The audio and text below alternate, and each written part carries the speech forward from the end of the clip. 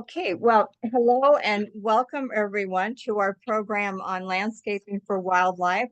My name is Peggy Apthorpe, and I'm currently working as an AmeriCorps with Conservation Nebraska. I think many of you are familiar with Conservation Nebraska. It is a statewide nonprofit that's dedicated to keeping our natural resources healthy. If you want to know more about upcoming programs and events, you can follow us on Facebook or visit our website at neconserve.org. Before I introduce our speaker, I'm going to handle or mention just a couple housekeeping items. First of all, your cameras are off and your audio is muted. So if you have questions or comments, please put them in the Q&A or the chat, and we will address them probably at the end of the program.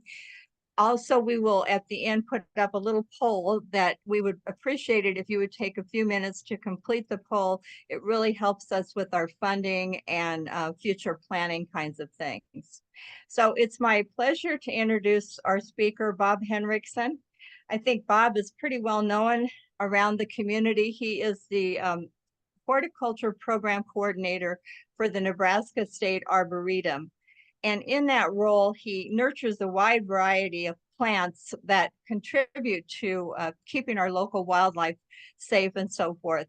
He is also famous for his KZUM show. I think you co-host that, Bob. Is that correct? How's it growing? I know a lot of people watch that as well. So we want to thank Bob for taking the time to share his time and expertise with us, and thank all of you for being here. And I will go ahead and turn the program over to Bob. Thank you so much, Peggy. Hey, everyone. Gosh, it's Monday evening, and you'd probably rather be out gardening right now, right? Rather than listening to this guy. So hopefully this will be worth your time. And get this, there's even more rain in the forecast, right? Who would have thought that a month ago? So nice wet pattern. So I appreciate, and Peggy, what I might try to do, is try to address the questions as they come in. Because I see Beth already posted something. But first, Beth, before I answer your question, I want you guys to notice the picture that's up there on the screen. I think everybody can see this, right?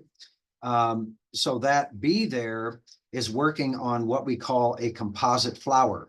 And if you've ever noticed bees on composite flowers, basically what composite flowers are like sunflowers, echinaceas, asters, a lot of different flowers where the cone of that flower, the bee is working around tiny little flowers within that cone. So there's dozens of flowers on that cone, and the bottom part of that cone flower, the flowers are already spent.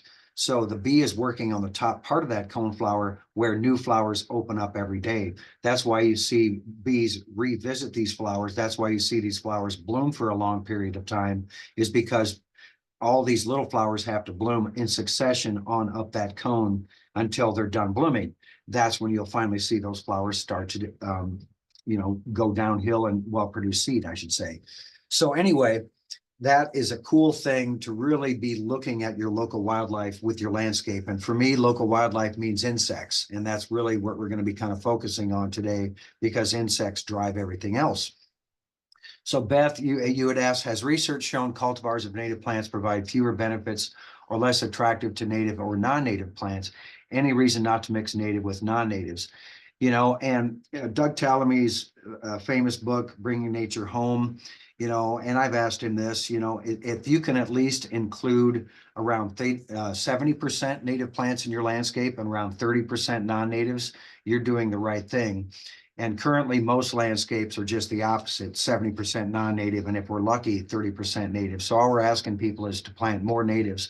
But I will never chastise somebody for planting non-natives. We just need more gardeners, because I see plenty of non-native plants attract not only the worker bee, the honeybee, but also our native bees as well. And you might say, yeah, but it doesn't have the same nectar benefit or whatnot.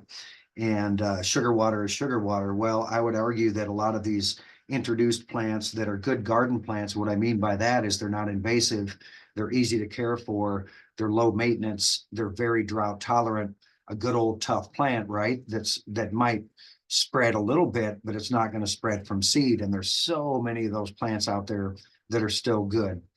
Now, people are doing research on the cultivars, but what tends to happen with research, you guys, is this one that's coming out that I'm seeing make the waves on Facebook.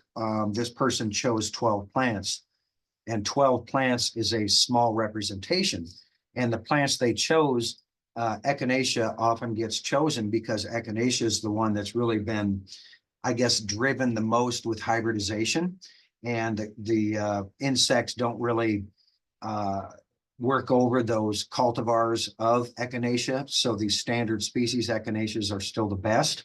However, many what we call nativars, many of those were selected and found in nature rather than somebody with a lab coat crossing pollen.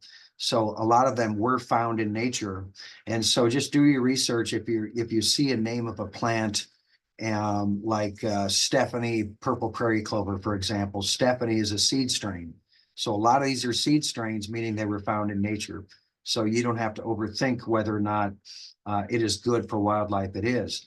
And I know a local researcher for UNL, she looked at some nativars versus natives, and she had a lot of beneficial pollinators on her nativars as she did on her natives as well. So a lot more needs to be done with that, but yeah, bottom line is plant natives when you can. That's for sure. You know, we have major groups of pollinating insects. That's something we need to address, first of all, because bees tend to get a lot of attention, but so do butterflies. And butterflies are probably the least likely to pollinate our flowers because they have that long tongue. So they don't get their body parts covered in pollen like some of the other insects with short tongues do. And we can't discount flies and beetles as well. They're also two very important groups when it comes to pollinating plants and just for the overall ecological benefit they provide in the landscape. And we'll talk a bit more about that. So why do pollinators matter? Well, and you probably heard these stats before, almost 90% of the world's flowering plants require insects for pollination, right? So to perpetuate plants, we have to have pollinators. And then 70 out of the top 100 human food crops are pollinated by bees. So without bees, us humans are basically doomed. So very critical that we benefit pollinators. And, you know, I have a lot of so-called pollinating plants at home, but I am not getting a huge number of bees that I would expect. So bees are in decline. We have to do something about it. And here's kind of what we're facing anywhere USA, right? Is this a diverse landscape? Heck no, right? It's wall-to-wall turf grass, but this golf course mentality really is taking place throughout Americana, as we all are well aware. So if all of us just do a little bit to connect the dots for little food, because this is basically a food desert, is what we're looking at for pollinating insects, right? Here's our 20th century landscaping, right? Where we just kind of put a few plants kind of hugging the foundation, and we're afraid to branch out from the foundation and include large perennial gardens. We just kind of mow the grass. That's what we do, right? And then this is 21st century landscaping, I'm afraid. When new developments go in, landscaping is usually the last thing that's thought of. The first thing that's thought of is, do you have a sprinkler system? Yes. And do you have lawn? Yes. And again, a biological food desert. Is this sustainable? I would argue no. And wherever we see turf grass being, you know, the place where, you know, where it is the part of the landscape that is the most revered, you can see in this one with the sprinkler systems going, this was likely a tree that was planted there that died. And usually for us tree lovers here at the Statewide Arboretum, we say if a lawn is fussed over, i.e. watered 3 times a week, sprayed for dandelions twice a year, and grub control and all that, your trees are pretty much doomed. It's not if, it's when. So trees reaching maturity and new developments, it's a major issue. But, you know, 70% of the Great Plains during our hot summer months, up to 80% of our water use during the growth season is for lawn irrigation. So when we get water restrictions due to drought, gardeners suffer right along with yardners. And what is a yardner? But somebody that gardens turf grass. A gardener is somebody that, you know, gardens with garden plants, right? Likely you folks that are listening. So your typical American landscape is a biological food desert because, you know, we like to mulch with rock And we like to put our little plants like soldiers in the landscape, and very few of them provide ecological benefit. This is kind of the wave of the future, right? This is what we're all should be striving for with a biologically diverse landscape using mostly native plants. And I can tell you folks, this beautiful garden that we're looking at right here, at least I think it's very beautiful, is no longer with us. It was taken over by weeds. So I think a lot of times people think a garden like this is no maintenance. It's very easy maintenance. Well, you still have to manage it. You still have to keep the weeds out. Native plants won't necessarily keep weeds out, even as dense as this was planted. The weeds took over and they ultimately plowed it under. And so the best of intentions. And Peggy, this is in an area where you guys were yesterday doing that bee demonstration down where the bee lab is here on UNL campus. So that corner is now all gone. So this is what we're kind of shooting for, is a landscape with less turf grass and more landscape plants. But you look at this typical landscape and very few of the plants in here, if any, are native. So, you know, you got your forsythia and your tulips and your daffodils. And then I think this is a crabapple up here rather than a red bud. I could be wrong, but yeah, you get the point. Very few native plants in that landscape. It's beautiful, mind you, but definitely room to expand and include more natives. And that's what people are doing, thankfully, now. So as a gardener's dream is a landscape with no weeds or insects. And that was kind of the mantra back in the day. You know, you want blemish-free foliage, nothing feeding on the foliage. And now we want to plant things where things are feeding on the foliage. So with all of our problems with the wildlife declines, you know, songbirds are declining, pollinating insects like our bumblebees numbers are declining. All that is generally due to habitat loss is the most important factor. But then you couple, you know, the great American lawn in this scene with herbicide and insecticide use. It's a triple whammy for the insects. And a lot of times what we'll do is we'll let the turf grass grow right up to the trunk of a tree and ask that tree to perform. And that tree never grew in a forest like that. And the turf grass, basically whatever rainfall comes, the turf grass sucks up most of it and doesn't save a whole lot for the tree. So we always say eliminate that competition under a tree and plant a mulch bed to start. And then as it shades, you can convert it over to a lawn alternative.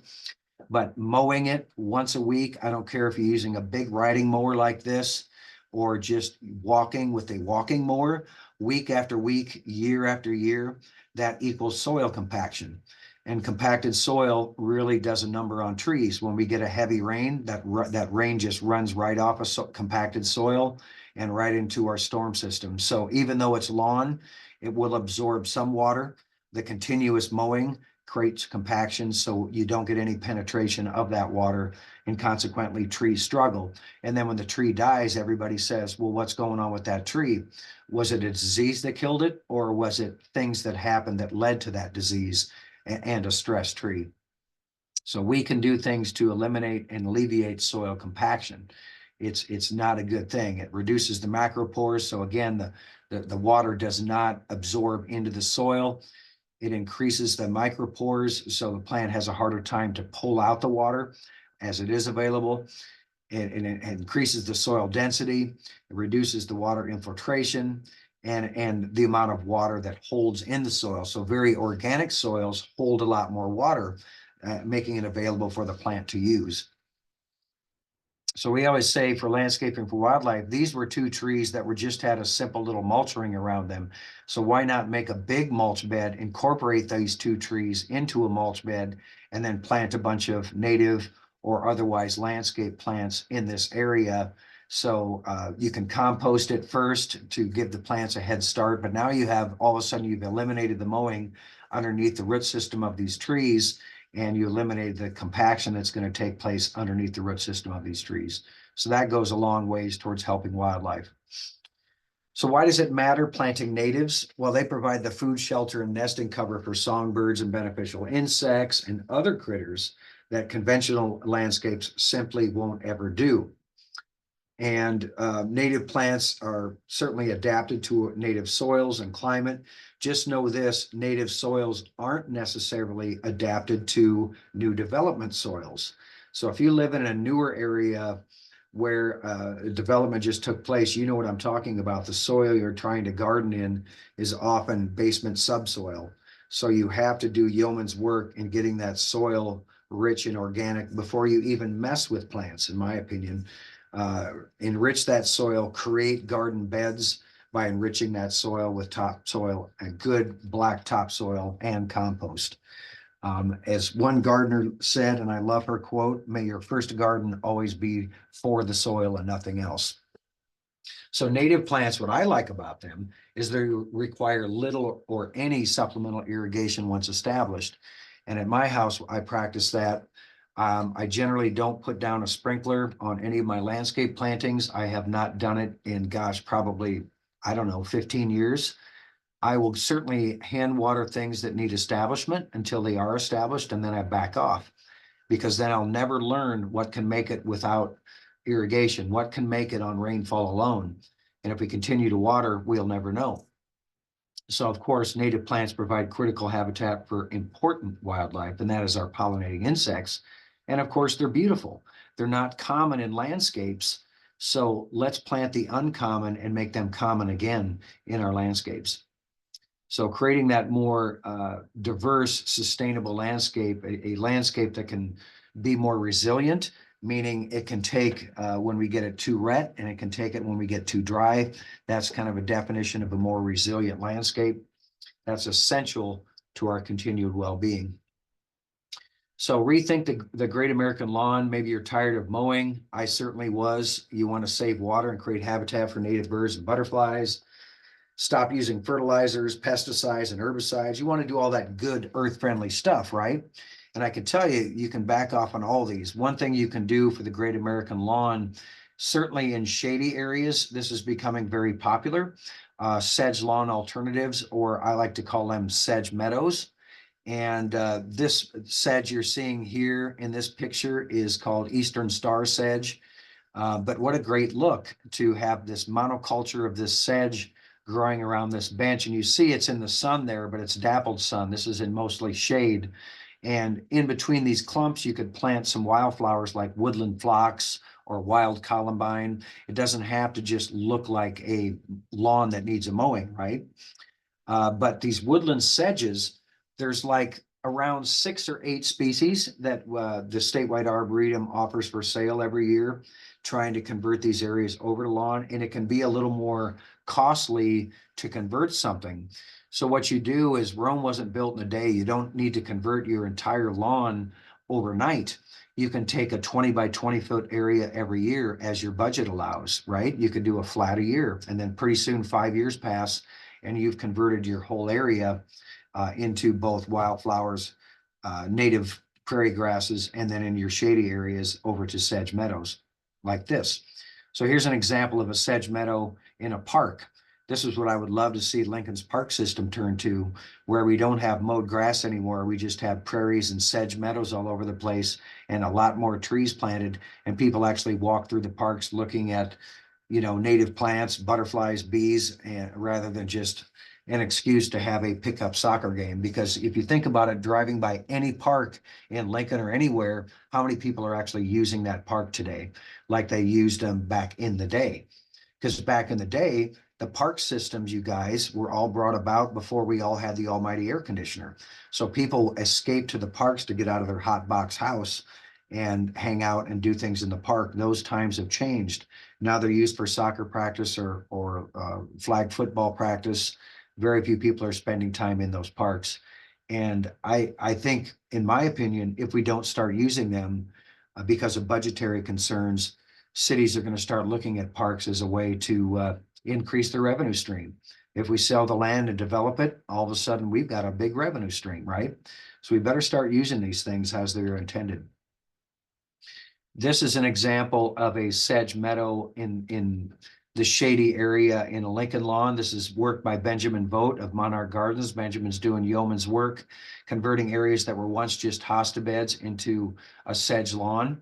And he often plants just these sedges first, and then we'll go back in and plant wildflowers later. But you get the look. I think it's a very attractive look. It's kind of a really a no fuss type of garden where you don't have to break out a mower. It's just awesome. Woodland sedges are easy to grow. They're adaptable to soil types. They're extremely drought tolerant. This area here does not need supplemental irrigation. That's the beauty of it. Sedges are not only functional, but they're ornamentally appropriate as well. At least I think that's very ornamental. Hopefully you do as well. It's very easy on the eye because the same plant has been repeated. It's easy on the human eye if you do that. So most of these woodland sedges grow in clumps, and that allows space between the plants for fallen leaves to remain, which becomes nature's mulch. So I'm not going to the garden center and buying a bag of mulch for $4.99 and spreading it around in between my sedge plants. I'm letting the leaves actually stay on my property rather than raking them all up. And they fall in between these clumps, and the clumps come right up through those leaves the next spring. So no more raking. How cool is that? And then they also eliminate, again, as I say, the need for watering and raking and mowing. So those three things right there is a huge savings and a definite benefit for wildlife.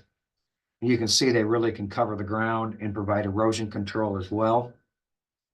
And then you can get creative. This is Pennsylvania sedge. So this person in their woodland garden, you see the two big trees here. So they could not grow grass very well in here. So they just said, let's quit trying to grow grass. So they basically made this homemade little fence out of sticks and twigs, which I think is rather attractive. And then they planted this Pennsylvania sedge in the middle of it and with a couple of bird bass. How cool is that? I think it's a really neat look. And again, this area, they don't have to mow. The sedge will come right up through it in the spring, easy peasy. And there's another look of a sedge meadow. So this is called longbeak sedge, my favorite. And it looks a little more lax, as you can see, a little more,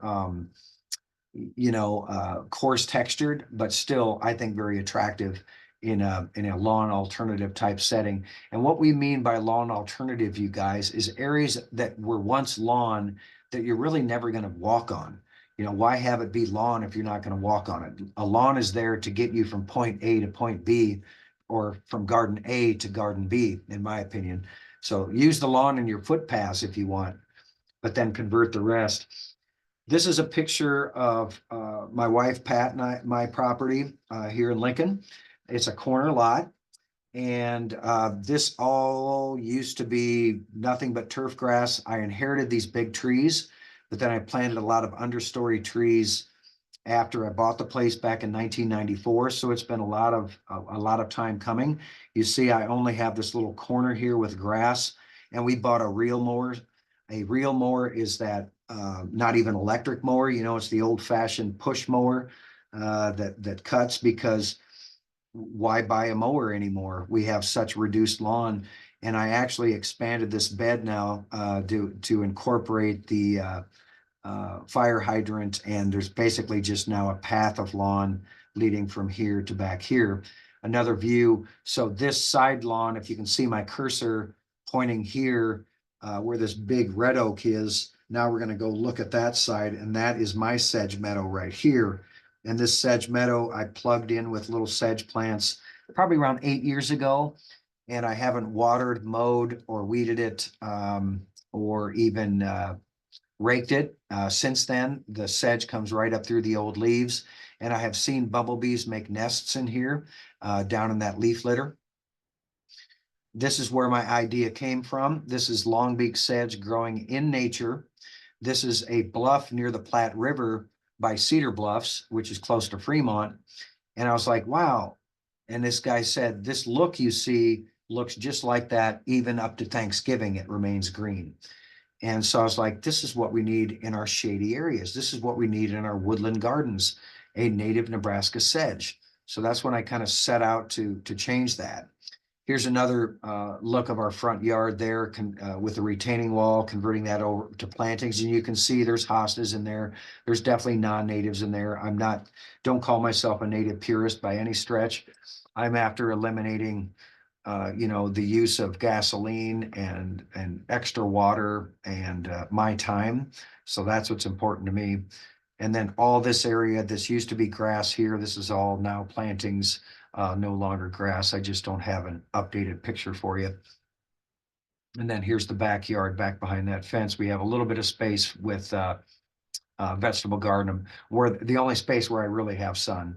But we love hanging out in the backyard. It's just a nice little slice of nature and screened in from basically the world. And it's pretty nice hanging out back there. What we like to say is create a landscape to live in, not a landscape to view from your bay window, which is kind of where we're at with gardening right now. It's too hot to go outside, so I'm going to just look out my bay window and say, I don't want to go out there. Whereas if you have a landscape like this, it doesn't matter how hot it is outside, you still want to hang out in it. I think I saw something with the chat. Yeah, let's see if there's a question. Okay. How does sedge hold up to chickens? Great question, Tiffany. Now, I imagine, Tiffany, that means you have free range chickens hanging out in your yard. And I will tell you, those sedges, last year's growth, you know, the brown leaves that are still hanging out, it makes great nesting material for songbirds. They'll come land down and pluck a piece of that dried grass, last year's sedge, if you will, for mending their nest together. So just know that they're great for nesting habitat. But I would imagine it'd be one of the toughest plants to hold up to chickens. I can't imagine they're going to be grazing on it. What I would say to you is start with a few, maybe start with a dozen, convert an area, and over to your so-called sedge meadow, see how they perform, see what the chickens do to it. Because I'll tell you, I know friends that have dogs, and any of you that have dogs know it can be a challenge landscaping with dogs too. If they have their favorite paths and whatnot, they'll sometimes lay on your new plants. And she has told me that her sedges even hold up to her husky. So yes, I think if any plant's going to be tough enough to handle your chickens and them messing around with your plants, it would definitely be one I would try. But again, don't put all your eggs, no pun intended, don't put all your eggs in one basket and spend a bunch of money on sedges before you find out how they perform with your critters. You know, and one thing you can do to help wildlife, you guys, landscaping for wildlife, what we learned in school was ecotones, and that's where different areas come together. And if you look at this picture, we have overstory trees, we have understory trees, which is the wild plum and the crabapple you see in bloom. The white is wild plum.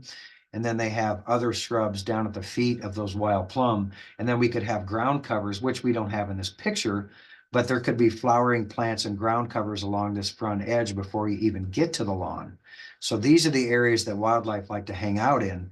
And I'm specifically speaking of songbirds, but of course, anything else that's a urban critter, whether it be a raccoon, a possum, a fox, whatever, also going to delight in this area. But really, for me, this area, the ecologically friendly part of it is all the leaves that drop off those shrubs, all the leaves that drop off those trees don't have to be raked. They now fall in this huge landscape bed and become nature's mulch. I don't have to go back in there and put down wood chips. If I remove those leaves, I'm wasting my time, because then I just have to go back in and put down wood chips. But believe this, a lot of people do that. It will not hurt the plants by leaving those leaves. Just leave them alone. And then when we get a good inch of rain, those leaves are going to help hold that moisture in. So we call these edge habitats.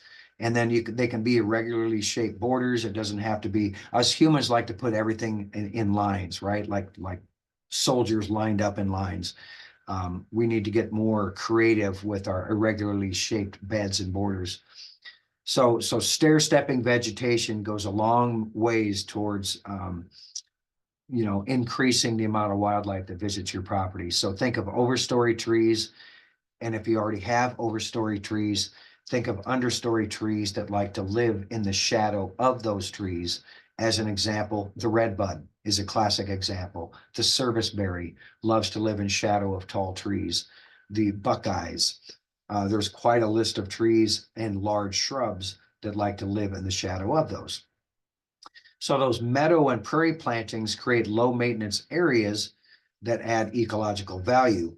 These densely planted areas reduce and filter stormwater runoff. And that's the biggest thing for me is we seem to be getting, when the rain comes, we tend to get these 4-inch downpours, right? Or a 5 or 6-inch downpour. Can we keep that 6-inch downpour from running off our property? That's your goal. And of course, we don't want it running towards our foundation, but at least what is falling underneath the tree is getting absorbed into the landscape rather than running off. And there again, you can see here's the tree trunk. All the leaves that fall off this, what looks like a river birch, are going to be able to remain on site. I don't have to rake, mow, or water. This is a scene in Omaha at Benson High School. They did this large rain garden right here because if you look, it doesn't show in this picture, but to the right of the screen here is a huge section of lawn. I mean, we're talking the size of a football field or more. So, but at least they tore out a little bit of it to create this rain garden. So now the water that comes all the way down this hill gets trapped, sent into this ditch right here, and ultimately into a storm drain that's back in here. And so trying to clean the water a little bit before it gets into the storm system. So there you can see kind of a better close-up, and they put a lot of sedges in the middle again. So the sedges I was telling you about earlier, those are called woodland species. But there's also a big group of native sedges that also grow in wet areas. And we have like 60 species of sedge native to Nebraska. Most of them are what we call wetland or lowland species that are at home in our rain gardens. So here's some sedges. These grassy looking plants are native sedges growing with these other plants in this bioswale. So this the road you can kind of see a little bit here. They have road or outcruts where the water can get pulled from the road and drained into this drainage ditch before it gets to the storm sewer, and clean the water a little bit before it ultimately gets into the storm sewer. So rain gardens and bioretention swales are a huge deal. And but I will tell you, if you're considering one, always, always, always consider sedges as a part of that landscape because they have the edge. They're drought tolerant as well as wet tolerant.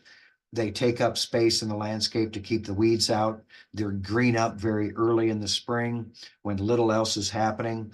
So they just do a lot for a nice natural landscape while giving you, the gardener, a hardy plant made for this region. This is a rain garden at Hastings College. One of my favorite rain gardens. It's a huge rain garden. This is the science building that they built. And the science teacher wanted a rain garden so he could demonstrate that to the students. So the rain that falls on this rooftop and an adjacent parking lot that we can't see in this picture all gets drained into this huge swale, if you will. And the plants are as happy as a clam down in there. And you can see my cohorts there get with their picture taken. They even have a walking trail in there that you can take. And then prairie style gardening is becoming very popular. Just know that prairie style gardening isn't for every landscape. It isn't for every location. And the main reason is the fire hazard. If this was a scene out in the panhandle of Western Nebraska where fire is very much an issue, they would not want you to put these grasses right up to your house. They would be like saying, you know, come on in, fire. So that is definitely something to consider. As we enter into more drying landscapes, you know, being more cognizant of putting prairie grasses right up to your foundation. It's something to definitely consider. It's something I wouldn't do. And listening to a prairie restoration guy that does a lot of prairie burns, he said, have your grasses at least 40 feet away from your house to prevent that from happening. And I know that's easier said than done if you have a small landscape, but just keep that in mind. Not a huge issue in Lincoln, Nebraska, but still something to think about. This is an area that was converted for wildlife and for rain gardens in bioswale at the Fireworks Restaurant here in Lincoln. This is what it used to look like, just a bunch of ugly turf grass draining this parking lot. Here's the actual storm drain right here and here. They had debris that would plug it up all the time. They contacted the Statewide Arboretum about converting this into a prairie. And this is a walking trail right here. This is down by the Vintage Heights neighborhood by 84th and Old Cheney area. And so this is a creek right here as well. So really a big benefit. We went in there and plugged like 3,000 wildflowers in here and prairie grasses and planted a bunch of trees and shrubs along this strip here. And many years later, it's been converted now and really slows that water down. And the people that use the bike trail can now enjoy the benefits that it has to offer with butterflies and songbirds and everything else that takes advantage of that now diverse ecosystem rather than just a plain old turf grass. So this was way back in 2006. Wild bees, looking at native bee populations was trending downward. And the threats are much the same as faced by honeybees. Maybe you've heard about the honeybees being in trouble. And the reason we can find out that information is because honeybees are farmed, right? Colony collapse disorder, the vireo mite, or whatever the mite is called that bothers the honeybee. They have lots of different problems. Honeybee hives aren't overwintering like they used to. I attribute a lot of that because of the lack of diversity in diet. So if we all grow a diverse mix of plant material, that plant material contains chemical compounds in them that not only benefit us humans, but also benefit insects that take the nectar and the pollen from those plants. So think of a plant that's medicine for us humans.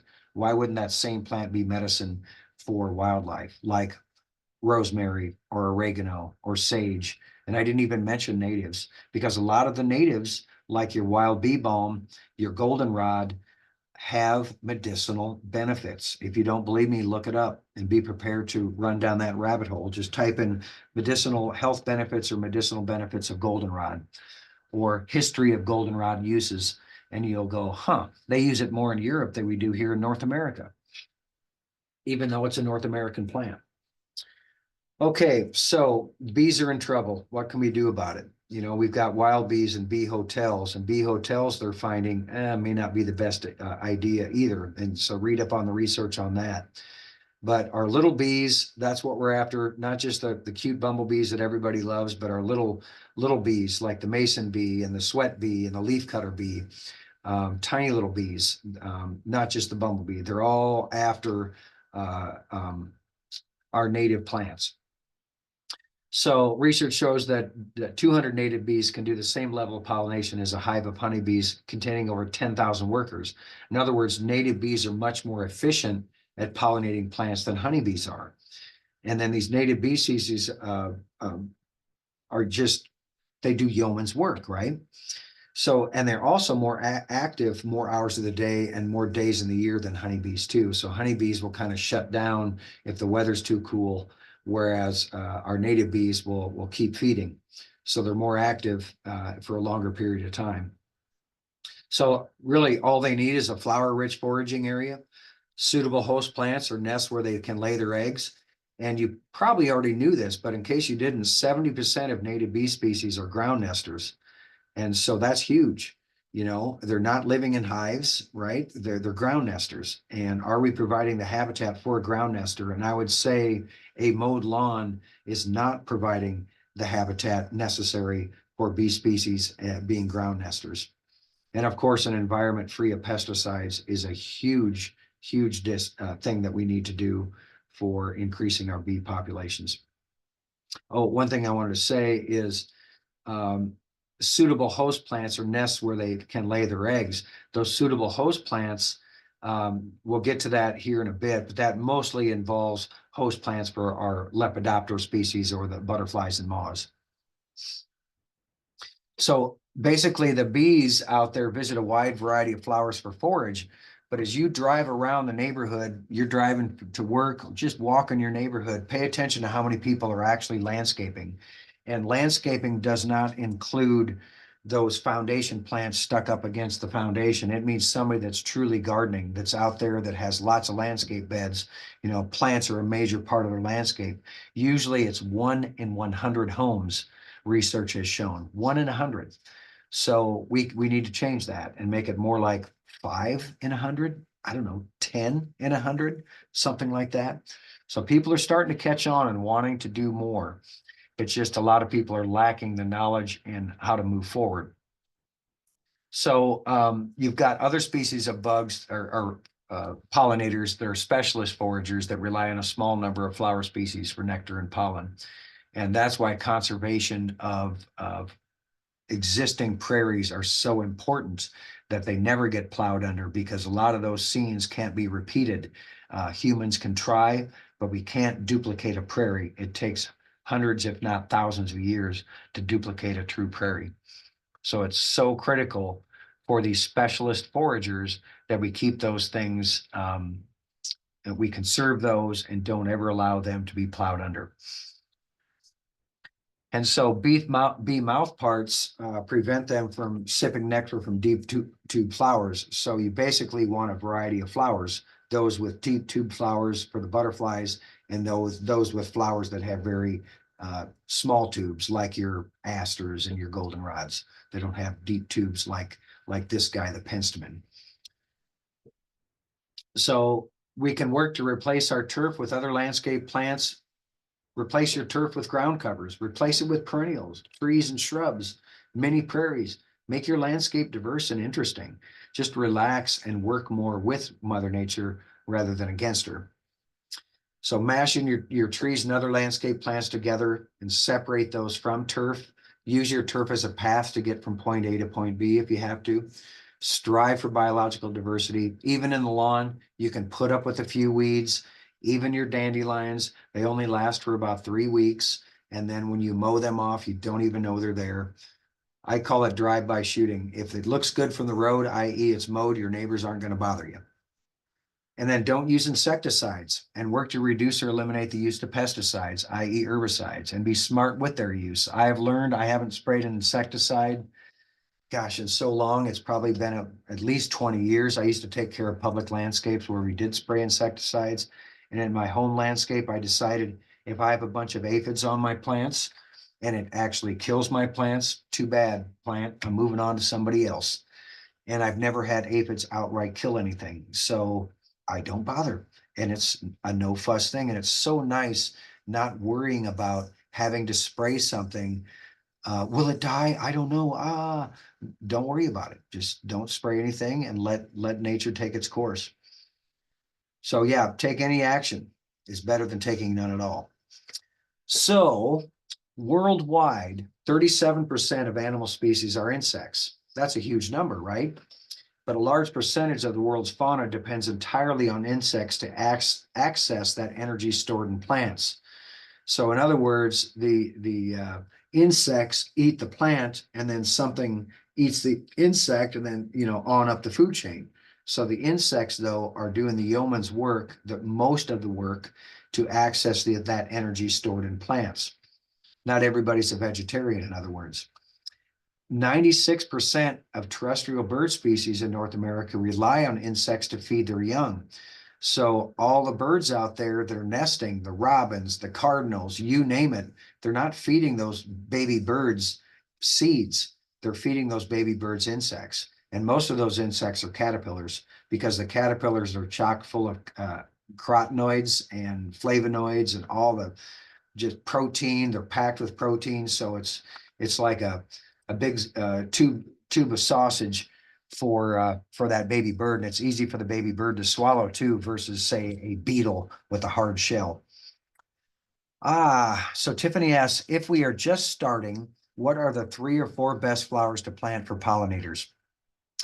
Tiffany, a good, I often think of groups of plants. So there's the bee balms, and there's a number of different bee balms out there, but I like our wild bee balm. That's a great one to plant. It's a summer bloomer. Then you have to have a fall bloomer. And I would say a good one to start in the fall is an aster or a goldenrod. Just know that the Canada goldenrod can be rather aggressive and make you wish you didn't plant goldenrod. Canada goldenrod gives all the other goldenrods a bad name. So if I were you, Tiffany, I would look for a goldenrod called Wichita Mountains. And this is a perfect example of, here is a goldenrod that is a named cultivar. Fortunately, I don't have a picture to throw up here right here for you now, but look it up online. Wichita Mountains goldenrod was discovered in nature in the Wichita Mountains of Oklahoma. People have been planting it in their gardens. It's a pollinator magnet. So this was not a hybridized native. It was found in nature. They just gave it the name Wichita Mountains to honor the place name. And that's what you got to do. If you're seeing a plant that's got a name, type in how it was named. Now, maybe I'm just a plant nerd and I do that. Where did it come from? What was the origin? What was it selected for? Those are the things that matter. So anyway, do an aster or a goldenrod in the fall, do a wild bee balm. Then you got to think of an early summer bloomer. I like to think of the penstemons, and penstemons are great plants for that. And you could think of one called smooth penstemon, or there's another one called hairy penstemon, two of my favorites. Great plants for that late spring. And then if you want to think about pollinators for more like in May, I would go with a pasque flower. Our native pasque flower would be good. Or if you have a shady area, a phlox, like a woodland phlox is good. There's so many to choose from, Tiffany, but that's just 3 or 4 of what I consider, because right now, as I'm answering the 3 or 4, I'm thinking of 6 more that I would add to it. Oh, wait, Tiffany, you got to do the gay feathers. You got to do some liatris in there. Yeah, I can't live without liatris. And there's lots of different gay feathers out there for you to choose from as well. So have fun with it. And another thing, Tiffany, you can do is the Statewide Arboretum, or follow us on Facebook's one thing, but our website, Plant Nebraska, just type that in and you'll find us. plantnebraska.org. We have, and you could type in pollinator plant lists for Eastern Nebraska, because we have plant lists for Western Nebraska too. And then you'll see some great lists that show you spring, summer, and fall bloomers. So that would be a good thing for you to use as a reference. So do away. Oh, that's funny. Already did and downloaded it. All right, good work. All right, very good. Yeah, so there's lots of good resources out there. So larval insects become bird food, right? And so if we want more birds, okay, Jim asked, where can I purchase native species? Local plant suppliers do not specialize in native species. Yeah, you're right, Jim. But, I would say, Jim, keep hitting up those garden centers. Keep hitting up places like Earl May and Campbell's and Nebraska Nursery, and even places like Lowe's, where a lot of people get their plants. Tell them you want natives, and we, the consumer, create the demand, right? And if we never asked for it from them, they're not going to bother to carry it. But yes, we do have some great suppliers. One is the Statewide Arboretum. We've been selling native plants for many years. We don't specialize in just natives. We have a number of different plants as well, but we do offer a lot of native species. Another one would be Midwest Natives here in Lincoln. They're a great source for you for natives as well. And then Prairie Legacy is another nursery with Kay Cotis.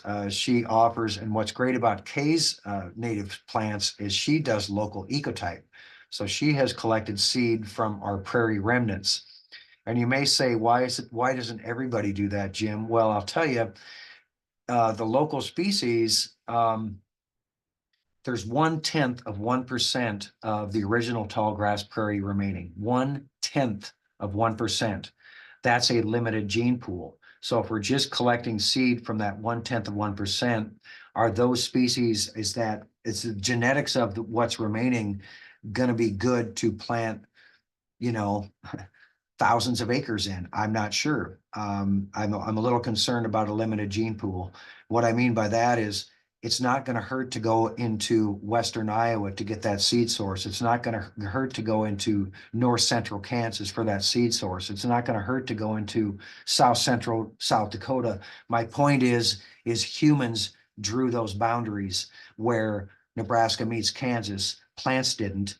The humans drew those borders. So don't look at that like, oh, it's native to Kansas. Well, yes, but it's also native to Nebraska. I look at it, your competition is rooftops, right? Your competition is concrete. I shouldn't even say it as competition. Your competition is asphalt, corn, soybeans, turf grass, not somebody that plants a hydrangea versus somebody that plants a purple cone flower. So I say, don't chastise folks that haven't completely gone native. Just chat with them a little bit. And if you're getting some beautiful plants, they're going to want to do the same thing. Okay, Lisa says, a plug for Carex. Last year, just to see what would happen, I put 5 Carex brevier in full sun. Look amazing this year, and she wants more. So yes, so that's great, Lisa. You said, okay, I'm just going to try this, and I'm going to put 5 out. Is that not a tough plant or what? And I get this, Lisa, I got an email from an extension agent in Hastings, a garden that the Statewide Arboretum designed and planted in their Highland Park there in Hastings. He was concerned about this. he called it yellow nutsedge taking over the bed. So he sent me a picture and I said, I don't think that's yellow nutsedge. I think that's Carex brevior, or the also called plains oval sedge that was included in that landscape. I said, it's supposed to, and he said, he even called it a prairie garden. And it looked like a prairie to me, meaning dominated by grasses. So yeah, we got a steep learning curve to educate people on what a prairie garden should look like. Well, anyway, back to this, larval insects become bird food. So no insects, no baby birds, right? And you know, the birds, and even this right now that's in the news right now, you guys, is maybe you've seen it yourself, is all these little larvae falling out of our ash trees right now, and everybody's concerned it's the emerald ash borer. What we're seeing is a sawfly larvae, and sawfly larvae really becomes great bird food for our young birds. And even a sparrowhawk you see in the lower right is feeding a caterpillar to its young rather than a little mouse. So even our birds of prey feed their young insects. So it's a huge, huge deal. So the stats on caterpillar consumption are pretty mind-boggling. A single nesting pair of Carolina chickadees will feed on their young 6,000 to 9,000 caterpillars before fledgling, meaning over 16 days on average. After fledging, nobody has counted, but fledged chickadees get fed up to 3 more weeks. So you know, after the baby bird leaves the nest, mom and dad are still feeding it, right? Because we've seen them complain on the wire up in the tree, and mom and dad are still bringing them food. So these caterpillars, this is what's feeding on our native plants. This is what's not feeding on those alien plants that we put in our landscapes. So what is king? The oak, believe it or not, is king for these larval caterpillars. And a lot of them are the lowly moths. So moths get a bad rap. Nobody wants a moth, but I'm telling you what, this bluebird sure wants moths. So they'll feed exclusively on caterpillars if they get a chance. They're an essential part of a songbird's ability to raise their young, and they're relatively large prey items that are high in protein, high in fat, and soft with a low percentage of chitin, meaning try stuffing a beetle down that baby bird's gullet and it's going to say, man, that's hard to swallow, right? So their best source of carotenoids, and which is a great thing for bird health. Vertebrates cannot make their own carotenoids. They get them from plants or something that did eat plants. Same thing with us humans. Grasshoppers, crickets, katydids are also important prey for raising baby birds. And get this, love them or hate them, when people see spiders, our first reaction is usually to kill them. Well, spiders eat insects too, and they're the second most important component of bird food webs. The chickadee, everybody's favorite, the chickadee, will almost exclusively feed their young spiders. And we had a chickadee nesting in our patio, so we were able to see what the parents were bringing their young chicks every day, and most of the time it was spiders. So they're also a critical part to bird diet. But get this, frogs, toads, all amphibians need insects, right? As do lizards and rodents. So you want more wildlife? I say treat your landscape like an insectary. Call it, I'm landscaping for insects, not just for pollinators, but for insects. And that might get a few raised eyebrows, but I'm talking beneficial insects. Research has shown only 3% of all the insects out there cause problems in the garden. Only 3%. And of that 3%, most are managed effectively by insect predators if we just back off on the insecticides. Mammals like skunks, possums, raccoons eat a lot of insects. Even critters we don't think as insectivorous eat a lot of insects, like the red fox and black bear. Get this, up to 25% of a black bear and red fox diet is insects. And you're seeing a lot more red foxes in the Lincoln area, correct? And they're doing a number on the rabbit population, I'm hearing from people, maybe squirrels, but do know that they're also eating a tasty grasshopper in the middle of summer too. So insects are an important part of landscaping for wildlife. It's huge. So most of these insects can only eat plants that which they share a history. They cannot or will not use alien plants for food. So that's where the butterflies will only lay their eggs on plants they recognize, like the monarch on milkweed. But I challenge you to learn what are some of the other butterflies eating. What are the painted ladies eating? What are the, oh gosh, what am I, the swallowtails eating, right? A lot of people know, oh, they're eating dill and they're eating parsley. Well, but they're also eating our native plant, the golden Alexander. Why not plant that instead? So these leaf-eating insects encounter leaf chemical defenses. And that's why oftentimes you'll see those larval insects feeding on the new growth, because that tree or that shrub has the new leaves have not developed enough chemical defenses. So you'll often see just a bite taken out here and a bite taken out there, not a complete defoliation, if you will. So they're not decimating your plants, they're just snacking on it, if you will. Nectar from alien plants is the same as nectar from native plants. That is true. Flower shape and amount of nectar are the most important part. Native bees evolved to forage in flowers with particular morphologies. So that's why our native plants are so important.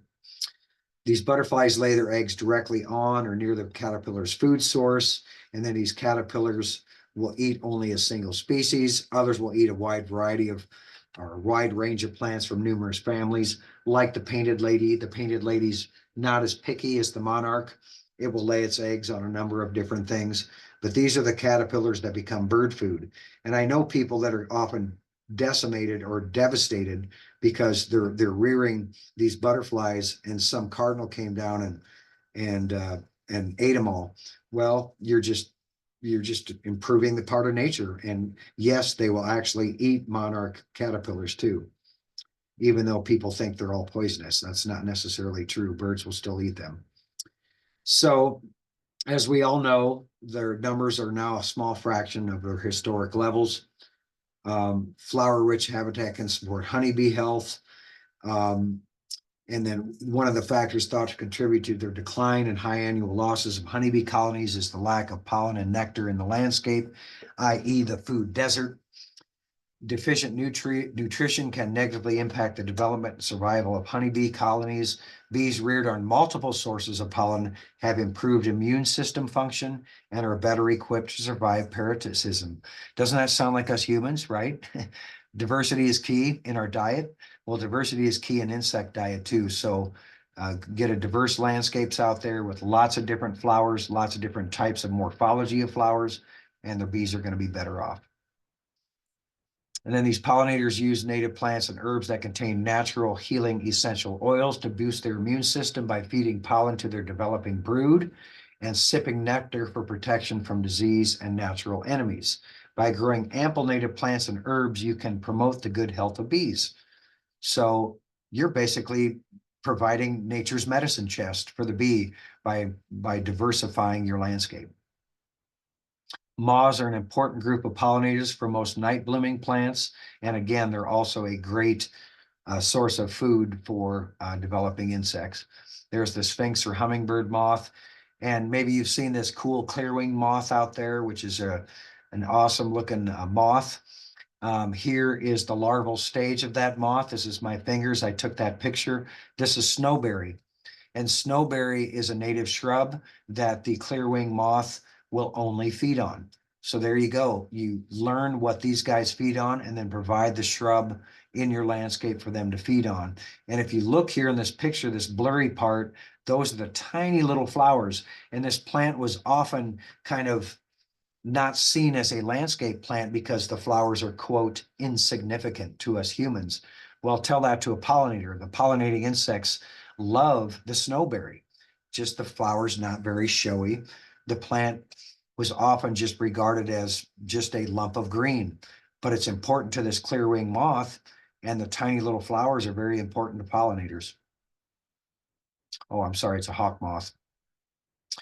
And then flies often mimic themselves to look like bees. So predators become afraid of them. But when you see a fly, just think of Diptera. The flies have 2 wings, bees have 4 wings. So that's easy to tell if you're trying to find out what the flies are. We got a syrphid fly here, a hover fly, a tachnid fly, and a robber fly. Notice no housefly in this picture. So what benefit are flies besides just pollinators, right? Oh, they got lots of benefits. 40% of the world's fly species have larvae that mainly eat crop damaging aphids. They eat thrips and other plant sucking parts. So that pretty bottlefly that you've seen out there, maybe tried to kill, or the tachnid fly like this, they're actually, their maggots are not eating dead animals. They're laying the eggs of their maggots on, here's a bee fly and a bottlefly. They're laying their maggots on the backs of caterpillars. And then those caterpillars are, then their young is feeding on the caterpillar from the inside out. And then here's the larval stage of a syrphid fly.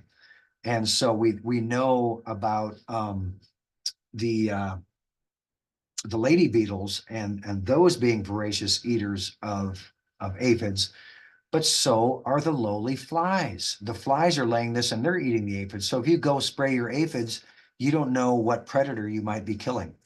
So leave them alone, let the aphids feed and have fun, and you're just having a party in your backyard. Tachnid flies laying eggs on walnut caterpillar. Those little white specks are the eggs.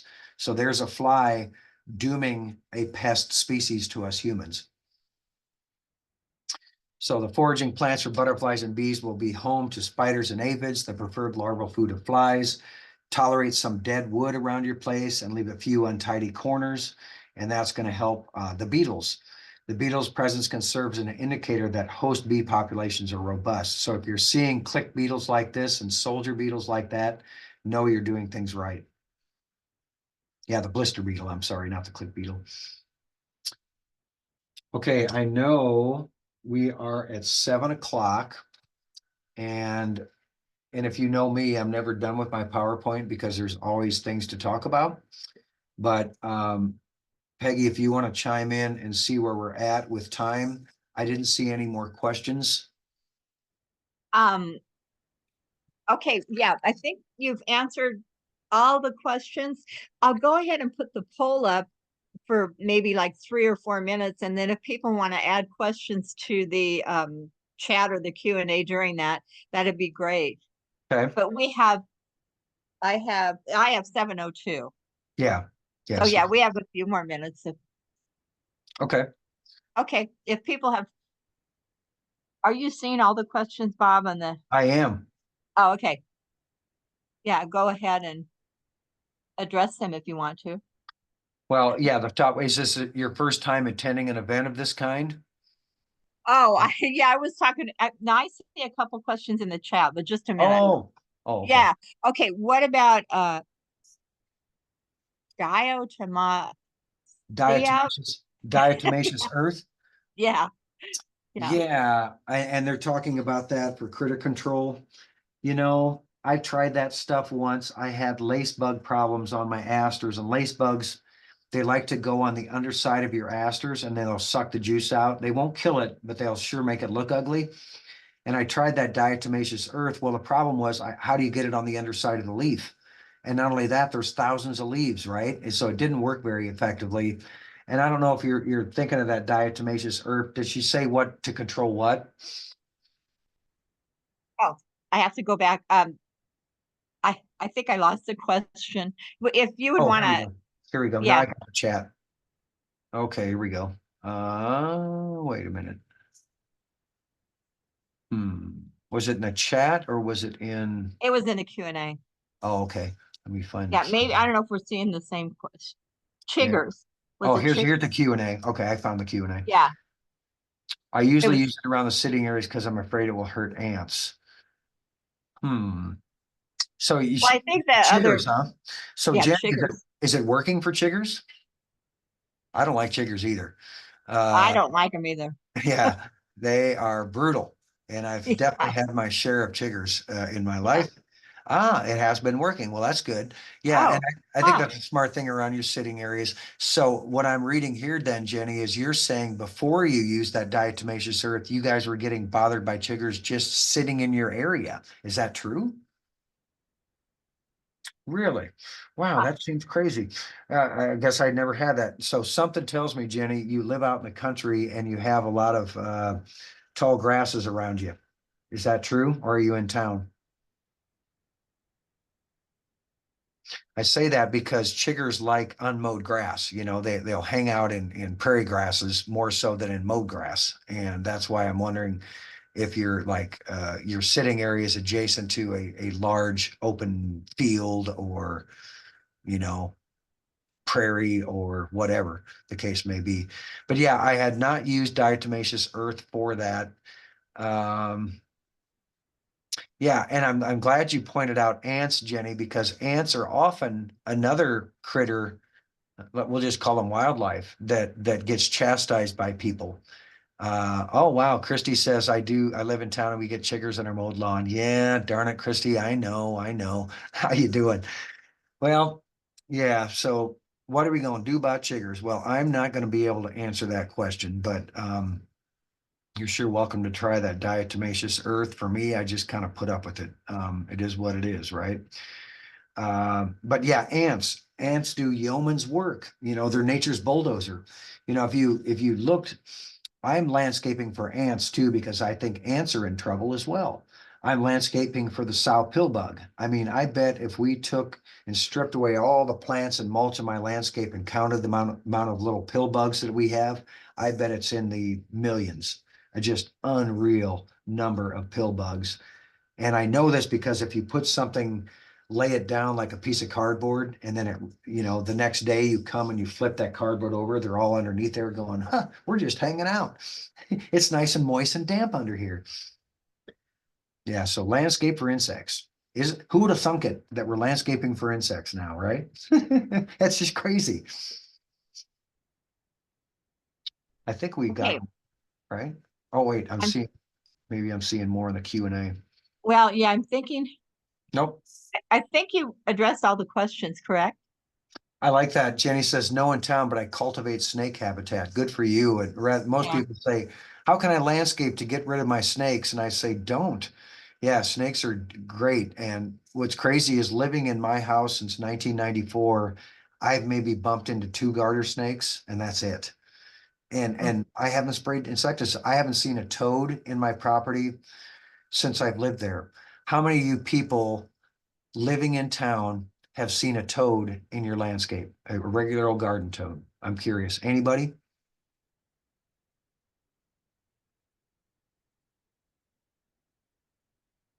Yeah, I haven't seen toads since moving to Lincoln. And I just think that's kind of crazy. You can still see toads when you go to some sandpit lake, right? Or the river or whatever. Oh, look, toads do exist. But in the city, I don't know, man. And it's like, even if we're doing our best to try to landscape with nature in mind or landscape for wildlife, and our neighbors aren't, how's that toad going to go from point A to point B, right? Yeah, it's pretty sad. Okay. I don't know if you and I are looking at the same screens, Bob, but okay, there's a question there from Lisa. Okay, let me look at I'll let you. Yeah, we might be contradicting each other. No, I saw I was looking in the chat, but I'm not seeing Lisa. Where is Lisa asking this? Let's see in the chat, Lisa. Oh, here we go. I'm in Papillion, have many toads. Well, good for you. That's awesome. So what's up with that, Lisa? Why don't we have them? I don't know. Anyway. Oh, and Beth says, in Texas, I use dry sulfur powder for chigger control. I would know when time was to reapply due to chigger bites. That's funny. Yeah, so dry sulfur powder is another thing, I guess, to consider. Cool. Oh, and Christy says, I've used diatomaceous earth only when I'm having people over. She doesn't want all her guests going home going, man, I came to your party and it's like crazy. Yeah. That's funny. Yeah. Well, I think, is there a way that people can contact you, Bob, if they have additional questions? Just go to the Nebraska Arboretum or. Yeah, rather than giving you my email, because, then it's like, how do I spell your name and all that jazz? Yeah. The easiest thing to do to remember is just forward your questions to the Statewide Arboretum. Or maybe not even your question. You could just say, hey, I'm wanting to get in touch with Bob, and they will forward your email to me. So basically, we just have an overall staff email, right? That somebody has a general question, it just gets forwarded to whoever can answer it, if that makes sense. Yeah, so just shoot an email directly to the Statewide Arboretum. Okay, did you see Mary said she had toads for about 5 years after 1996 in a new development south of South Point? Kind of interesting. Yeah, in came the new development there with the toads, right? Yep, Yeah. that's definitely that's we see it happen over and over again.